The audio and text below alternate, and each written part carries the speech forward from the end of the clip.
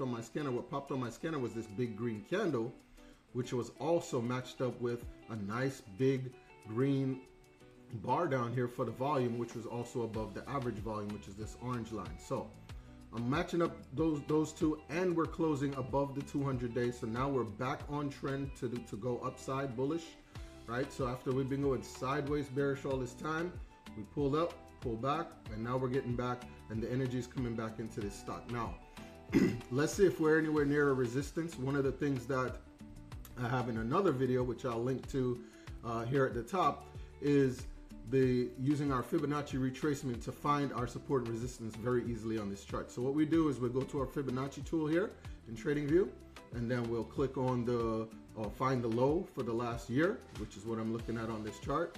I'll click on the low there to start, and then I'll find the high on this chart, which is actually here in February, and I'll match that up. So now we have our support resistance lines. We kind of know where we are. Not only have we identified that we're breaking out and getting higher and going bullish, but now we can identify the levels as we're going higher. So if we want to take profits, we could be looking to take profits at any of these lines above. But the other more important thing is we also now have a line for which we can pay attention to for our stop losses, right? So this is very important. So we could look at this line here as a potential play for the stop loss, given this candle yesterday had a low just below that line. We could maybe set our stop loss somewhere below that, right? So we're going to look at that a little bit later as we get into the trade, but I wanted to point that out.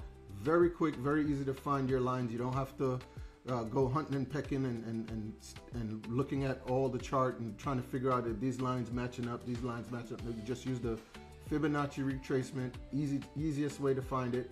Find the low on the chart, high on the chart, link them up, and the rest of the lines that just take place, right? So as you can see here, one of the things that became obvious to me as you put the fib on is that price was ranging between this 618 level and this 236 level for a long time. We had a little brief dip here below that, but this was the range it's in, and today we're now getting up and approaching higher than that. So we rejected off of this resistance here, so not too concerned with that because the momentum from the volume is what I'm paying attention to. So the buyers really stepped in hard today.